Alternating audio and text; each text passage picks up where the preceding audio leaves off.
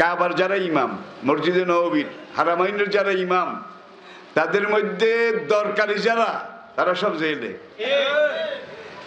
এইবার আরাফাত ময়দানে খুতবা যে বেড়ায় দিছে, আরাফাত ময়দানে নেটে দেখছেন কিনা জানি না, দাড়িটাও তো নাই। এবং সৌদি আরবের ওলামা বিভাগের ইহুদিদের সবচেয়ে বড় দালাল সে আরাফাত ময়দানে সারা দুনিয়া থেকে আগত মুসলমানদের সামনে খুতবা দিয়েছে। এমন কোন আলেমকে সেখানে দেওয়া হয় নাই যে আলেম কোরআনের আসল কথা বলবে, এবং তাকে খুতবা লিখে দেওয়া হয় যে আপনি এগুলা বলবেন। ভাই আমাদের দেশেও কিন্তু করোনা আগে দিয়ে খুতবা লিখে পাঠানো হয়েছিল মসজিদে। আমি যেখানে জুমা পড়াই সেখানেও পাঠানো হয়েছিল, আমি দেখে টেকে রাইখা দিছি। আমি কি বুঝাইতে পেরেছি? তাহলে বুঝা যায় সকল যুগের ফাসেক, জাহেল, কাফের, বেঈমান তাদের চরিত্র এবং ভূমিকা একরকম ছিল, ঠিক কিনা বলেন? আরে ভাই, ইসলামী ফাউন্ডেশন থেকে যারা খুতবা এটা লিখে মসজিদে পাঠাইছে, আল্লাহর কসম আমি তাদেরকে 100 বছর পড়াইতে পারবো। কারণ সেখানে সজাগ আলেম একটাও যায় না। হাডুয়াখর যেগুলা, এগুলা আসলে আলেম নামের কলঙ্ক, ঠিক কিনা বলেন? এগুলা জাহেলের চাইতেও খারাপ। তারা খুতবা লেখি পাঠাইছে। এক জুমা আমি ছিলাম না বিশেষ একটা, তখন আমি জুমা বাহিরে খুব একটা দিতাম না, এবং অনেক বছর আমি দেইও নাই। আমার এই মসজিদে পড়াইছি, আমার আব্বা এখানে খতিব ছিলেন বিদায়ের আগে, আমিও। আর আমার তাফসিরের জায়গা ফিল্ড বোধহয় হারা বাংলাদেশে নাই, জোরে কর। তারপরে আমি সব বাদ দিয়ে বদরপুর আমার জন্মস্থান। তবে আবার তাগুলোকে আমার কোনো লিখিত চুক্তি হয় নাই। হ্যাঁ, তারা যদি খাইতো হারে তাইলে না খাওয়াই, যদি আইডিয়া করে কি। আলহামদুলিল্লাহ, আল্লাহ পাকের শুকর। সহি এলেম যেটা, সেটার গ্রহণযোগ্যতা, চাহিদা, মার্কেট আগেও ছিল, এখনো আছে। আমি কোরআন থেকে যে কথাগুলো বলি, আমার নিজের কথা একটাও বলি না, কিন্তু যতক্ষণ কথা বলি আপনারা খেয়াল রাখবেন, হয় কোরআন, নয় হাদিস, নয় ইসলামের ইতিহাস, ঐতিহ্য, এর বাইরে কিন্তু। আমি পরে ওই যারে জুমার দায়িত্ব দিয়ে গেছি আর কি, পরে জুমায় গেলাম, তুমি কত জুমার খুতবা কি দিস? হ্যাঁ, তারা যে এটা হাঁটাইছে, এটা তোর কদ্দুর নাকি তোরে হাইসে বুঝতে আমি তো আপনার লাইন বানাই খুতবা দিতে পারি না। হয় আর ওইটা চাই পড়া লাগবো, আপনার এইটা চাই। ভাই কি পড়ছে ইমাম খতিব নিজেও বুঝে না। কি খাকান ইবনে খাকান সুলতানুল বাহরাইন ও খাকানিল বাহরাইন, এটা মধ্যযুগের। খাকান ছিল একটা রাষ্ট্রের প্রধান, তার উপাধি। এই খাকান ইবনে খাকান এখনো লেখা আছে। এমন খতিব আছে যে খতিবে অন খাকান ইবনে খাকান, খাকানিল বাহরাইন ও সুলতানিল বাহরাইন, সেদিন তেলাওয়াত করে। এটা খুতবা হয় না, কি হয়? লেখা ওইটা তেলাওয়াত। আমি খুতবায় কি বলবো? আমার এলাকায় কি অবস্থা এটা আমি জানি নাকি? খতিব হিসাবে আমার একটা জানা আছে। আমি সেগুলো দেখে দেখে কোরআনের মেডিসিন, হাদিসের মেডিসিন, ইসলামের মেডিসিন এগুলো সার্ভ করব। এটার নামই হলো খুতবা, ঠিক কিনা বলেন? আরাফাত ময়দানে খুতবা দেওয়া, মসজিদে নমেরা আপনারা জানেন। মিনকুল্লে ফাজ্জিন আমিক, সারা দুনিয়ার প্রত্যন্ত এলাকা থেকে মুসলমানরা সেখানে যায় কিছু পাওয়ার জন্য, কিছু শিখার জন্য, নাকি? সেখানেও তো আজকে শিক্ষা নাই। আর এলেন শিক্ষা, এটার কোনো বয়স নাই। ঘরে বসে বসে আপনি এলেন মরণ পর্যন্ত। উতলুবুল ইলমা মিনাল মাহাদে ইলাল লাহাদে, কিতাবুল ইলমের হাদিস।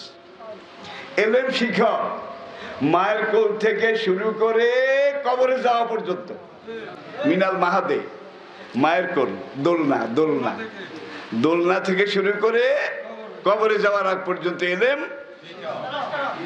এই তাফসির মাহফিলটা আমাদের এলেম শিখার, ইসলাম বুঝার সবচেয়ে বড় রাস্তা এই যুগে। ঠিক নিজরে কর, দর্শে কোরআন, তালিমুল কোরআন, এটার মধ্যে এমন কিছু আল্লাহ রেখে দিয়েছেন যেগুলো পড়ার পরে, শোনার পরে, জানার পরে একজন মুমিনের ভিতরের রক্ত টকবক করে লাফিয়ে উঠে, সে ইসলামের জন্য পাগল দেওয়ানা হয়ে যায়। আর কোরআনের মেডিসিন যদি না দেন তাহলে তার রক্ত আস্তে আস্তে ঠান্ডা হইতে হইতে হইতে হইতে জমে প্যারালাইজ হয়ে যায়। ঠিক কিনা বলেন? আপনারা কি প্যারালাইজ রোগী হিসাবে আল্লাহর কাছে যাইতে চান, নাকি মুজাহিদ খালেদের পিছনে, কি আবু ওবায়দার পিছনে, সেনাপতি মুসান্নার পিছনে? তারা যেই পথে গেছে, আনাম আল্লাহু আলাইহিম মিনান নবিয়িনা ওয়াস সিদ্দিকিনা ওয়াস শুহাদায়ে ওয়াস সালিহিন, তাদের পথটাই কিন্তু আমাদের পথ। তারা যেই পথে গেছেন, সিরাতাল লাযিনা আনআমতা আলাইহিম, নামাজে দাঁড়িয়ে যেই রাস্তার দোয়া করেছি সেই রাস্তা আমাদেরকে দেখিয়ে দাও। আল্লাহর কসম সেই রাস্তা এইটা, যেখানে এসে আপনারা বসেছেন। বাকি 11 মাস তো চাইলেই পাবেন না। এবার আপনাদের সামনে রেডিমেড, রেডিমেড আল্লাহ পাক এই সুযোগটা দিয়েছেন, আমরা যেন এইটাকে কাজে লাগাইতে পারি। আল্লাহ সেই তৌফিক আমাদেরকে দান করুন, সেই যোগ্যতা আমাদেরকে দান করুন। এবার আসেন, মুসা আলাইহিস সালাম যখন বললেন আপনার তালবে আলিম হয়ে আপনার গাঠি বসকা নিয়ে আপনার সফর সঙ্গী হইতে চাই, আপনি আমার একটু অনুমতি দেন।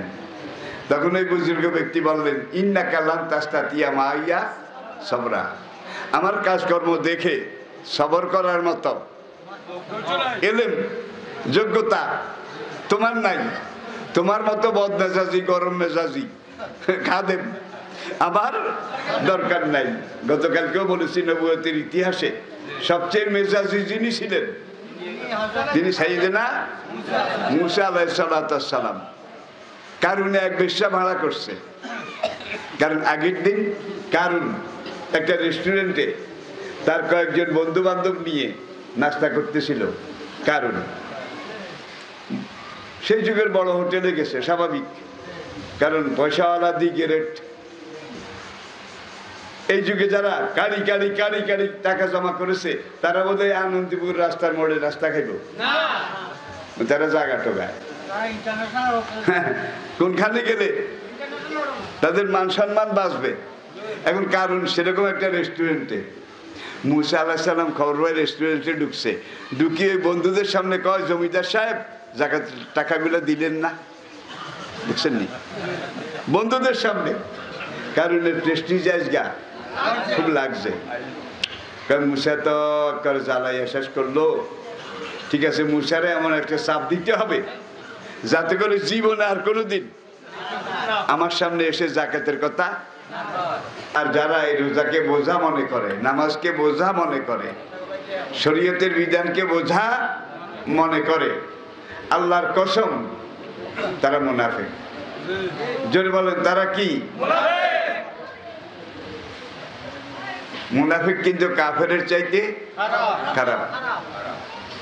ইন্নাল মুনাফিকিনা ফি দারকিল আসফালি মিনান নার, সূরা তাওবার এই আয়াতে মহান রব্বুল আলামিন ইরশাদ করেছেন, হাসরের কঠিন দিনে শেষ বিচারের পরে আবু জাহেল, আবু লাহাব, উতবা, ওলীদ, রবিয়া, মাগিরা, সাইবা, তার আগের ফেরাউন, নমরুদ, সাদ্দাদ, কারুন, তারা জাহান্নামের যেই তবকায় যেই পর্যায়ে যাবে, এই সকল মুসলমান নামধারী মুনাফিক তার চাইতে আরো 3 ডিগ্রি নিচে যাবে। কারণ এই মুনাফিক কাফেরের চাইতেও খারাপ। আল্লাহ পাক এই মুনাফিকি আর ভণ্ড ইসলাম ধারী তাদের সকল ষড়যন্ত্র থেকে আমাদেরকে নাজাত দান করুন। আসুন এবার শুরু করা যাক।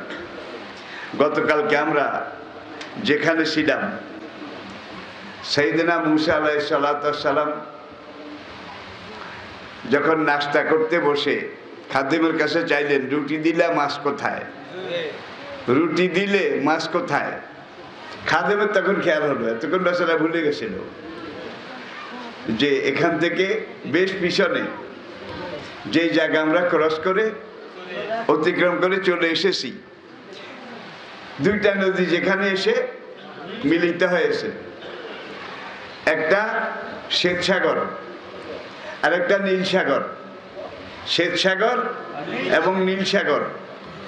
আর এটা বর্তমান আফ্রিকা মহাদেশের ঠিক মাঝামাঝির একটু দক্ষিণে।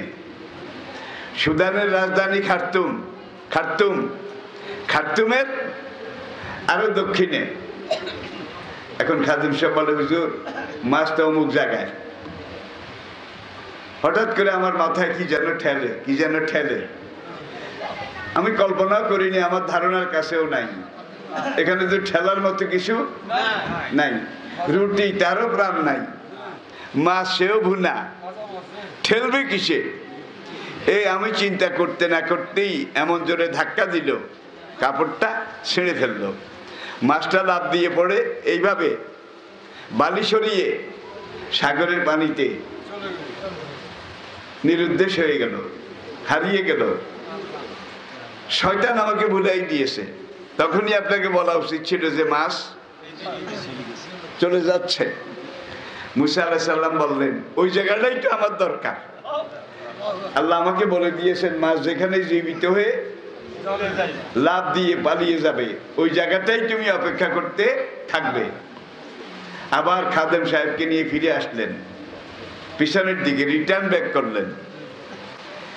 ঠিক সেই জায়গা এখনো দেখা যায়, মাছ যেখান দিয়ে বালুকে এইভাবে সরাইয়া চলে গেছে, বালুর উপরে চিহ্নটা এখনো দেখা যাচ্ছে। তখন মুসা আলাইহিস সালাম বললেন, যালিকা মা কুন্না নাবগি, এটা তো ওই জায়গা, যে জায়গাকে আমরা খুঁজতেছিলাম, যে জায়গা আমরা কামিয়াব হব। এই জায়গায় এসে ফারতাদ্দালা আসারিহিমা কাসাসা, এবং দুজন রিটার্ন ব্যাক করে পিছনের দিকে এসে সেই জায়গাটায় অবস্থান গ্রহণ করলেন। এখন অপেক্ষা করছেন আর পানির দিকে তাকাচ্ছেন, কারণ এখানে সেই মহাপুরুষ, শাশ্বত পুরুষ, তার সাক্ষাৎ মিলবে বলে আল্লাহ নবী মুসাকে জানিয়ে দিয়েছেন। এখন অপেক্ষা করছেন, জানি তোমার সাথে দেখা হবে সাগর কিনারায়, তাই তো আমি বসে আছি নদীর মোহনায়। তোমার সাক্ষাৎ পাওয়ার জন্য দুই মোহনা বলা হয়, দুই নদীর মিলন মোহনা, মিলনস্থল, সেটাকে মোহনা বলা হয়। আমি এই দুই নদীর মোহনায় তোমার সাক্ষাৎ পাওয়ার জন্যে বসে আছি।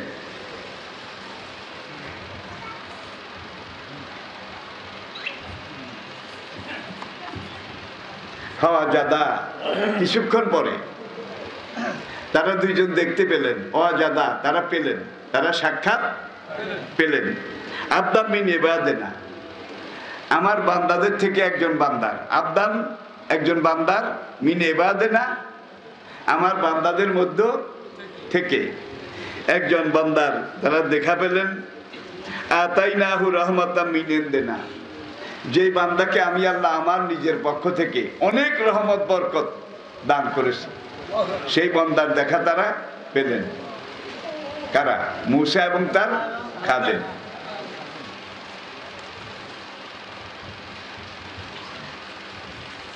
ওয়া আল্লামনাহু মিন লাদুন্না ইলমা, আর যেই বান্দাকে আমি আল্লাহ আমার পক্ষ থেকে ইলমে লাদুন্নি, ইলমে লাদুন্নি দেখে, এরা কয় আল্লাহ যারে দেয় ছপ্পর পাইরা দেয়। আর নোয়াখালী লোকেরা বলে আল্লাহ দান খন্তাস চাক, কি আল্লাহ যাকে দেয় বোধহয় কুদ্দুর কুদ্দুর করি দেয়, কোথায় কোথায় দেয় নাকি? আল্লাহ যাকে দেয় কর পুরাটা দেয়। আমি সবসময় বলে থাকি, বড় কাজ করতে হলে বড় মন লাগে, ছোট মন নিয়ে বড় কাজ করা যায় না। ঠিক তেমনি বড় দেশ শাসন করতে হলে বড় মন লাগে। পুঁটি মাছের মন নিয়ে বড় দেশ এটা শাসন করা যায় না। এখন এই আল্লাহর বান্দা, তার সাথে দেখা হলো। দেখা হওয়ার পরে কালা লাহু মুসা, ওই সিদ্ধ পুরুষ, মহাপুরুষ, পানির উপর দিয়ে যিনি হেঁটে আসলেন, কালা লাহু মুসা, নবী মুসা সেই ব্যক্তিত্বকে বললেন, হালের তাবেউকা আলা আন তু আল্লেমানে মিম্মা উল্লেম তার রসুদা। হে উস্তাদ, যে জ্ঞান আপনাকে দেয়া হয়েছে, এখান আপনার এই জ্ঞান ভান্ডার থেকে কিছু ছিটা ফোটা জ্ঞান আপনি আমাকে কি শিক্ষা দিতে রাজি আছেন? আপনার জ্ঞান ভান্ডার থেকে, আপনার জ্ঞান সমুদ্র থেকে কয়েক ফোঁটা আপনি কি আমাকে শিখাতে, শিক্ষা নিতে, দেখাতে রাজি আছেন? কালা, তখন সেই মহাপুরুষ বললেন, ইন্না কালাম তাস্তাতিয়া মাইয়া সবরা, তোমার মতো বদমেজাজি, তোমার মতো রাগী, এই শুরু হয়েছে কিন্তু, তোমার মতো রাগী, তোমার মতো মেজাজি লোক আমার থেকে কিছু গ্রহণ করা আর আমার সাথে সফর করে যে কিছু নেবে টেবে, এইটা আমি মনে করি না। তাইলে এখানে একটা জিনিস বোঝা যায়, এলেম এটা আল্লাহর দান। এই খোদাই এলেম আল্লাহ যাকে ইচ্ছা করেন তাকে দান করেন। ইউতাল হিকমাতা মাইয়াশা ওমা ইউতাল হিকমাতা ফাকাদ উতিয়া খায়রান কাসীরা। এখানে হিকমা, আল্লাহ দুইবার হিকমা কথাটা বলেছেন কোরআন এই আয়াতটাতে, ইউতাল হিকমাতা মাইয়াশা। এই সূক্ষ্ম জ্ঞান, কোরআনের জ্ঞান দেওয়া হয় যাকে আল্লাহ চান তাকেই দেন। আবার বলে অমান ইউতাল হিকমাতা, এই হিকমত যাকে দেওয়া হয়েছে ফাকাদ উতিয়া খায়রান কাসীরা, তাকে এই পৃথিবীর সবচেয়ে বড় নিয়ামত দেওয়া হয়ে গেছে। ওয়ায়ুআল্লিমুহুমুল কিতাবা ওয়াল হিকমাতা ওয়া ইউযাক্কিহিম, সকল যুগের সকল সিদ্ধ পুরুষ, নবী পয়গম্বর, তারা এসে তাদের উম্মাকে, জাতিকে দুইটা জিনিস শিক্ষা দিয়েছেন, আল কিতাবা আল হিকমাতা। একটা হইল আল্লাহর দেওয়া ওহির জ্ঞান, আরেকটা হইল এই ওহির জ্ঞান বোঝার জন্য, লালন করার জন্য, ধারণ করার জন্য যে সূক্ষ্ম জ্ঞান দরকার, হিকমা। এই হিকমা আল্লাহ নবীরা দুনিয়ার মানুষদেরকে শিক্ষা দিয়েছেন। ওই গানু মিন কাবলো লাফি দলালিম বাইদ, এই আল্লাহর কিতাবের জ্ঞান আর হিকমা এটা লাভ করার আগে, শিক্ষা করার আগে এই জনপদের মানুষগুলো ছিল ফি দলালিম বাইদ, প্রকাশ্য গুমরাহির মাঝে। আর এই দুনিয়ার বুকে এমন কোন জনপদ বাকি নেই, অবশিষ্ট নেই, যেই যুগে যত জায়গায় যত এলাকায় মানুষ ছিলেন, সব এলাকায় সকল যুগে আল্লাহ নবী পাঠিয়েছেন। মানুষ যেখানে ছিল নবী সেখানে এসেছেন। আমি কি বুঝাতে পেরেছি? এটা কেন আল্লাহ বলেন আরেক আয়াতে, হাসরের মাঠে যেন মানুষ বলতে না পারে রব্বুল আলামিন আমি না জেনে কেড়ে করেছি, না বুঝে করেছি, এই কথা যেন ইন্না কুন্না আন হাযা গাফিলিন, এই কথা বলে যেন এড়িয়ে যেতে না পারে। আবার আরেক আয়াত দেখুন সূরা জুমরের, আলাম ইয়াতিকুম রুসুলুম মিনকুম ইয়াতলুনা আলাইকুম আয়াতি রাব্বিকুম ওয়া ইউনজিরুনাকুম লিকাআ ইয়াউমিকুম, তোমাদের কাছে কি নবী রাসূলরা যায় নাই? আর আজকে কোরআন না মানলে, নবুয়ত রিসালত না মানলে, আল্লাহর নির্দেশ না মানলে আজকে যে এই অবস্থা হবে, এটা কি তোমাদেরকে বলা হয় নাই? তখন গোলামের গেঁডির মধ্যে এইভাবে থাকবে। গোলামের গেঁডি চিনেন তো? ফেরেশতা যখন গুতা মারবে, এটা কসনাকা আলাম ইয়াতিকুম নজির, তোরা লাগে কি কোনো নবী রাসূল যায় নাই? এখন এই নজিরের মধ্যে কিন্তু আমিও আছি, কি এই যুগে যারা কোরআনের কথা প্রচার করে তারা সবাই আছে। তারা কারা? আল উলামাউ ওয়ারাসাতুল আম্বিয়া। নবীদের জায়গায় কারা আছে? আলেমরা আছে। নবীদের জায়গায় কারা আছে? আলেমরা আছে।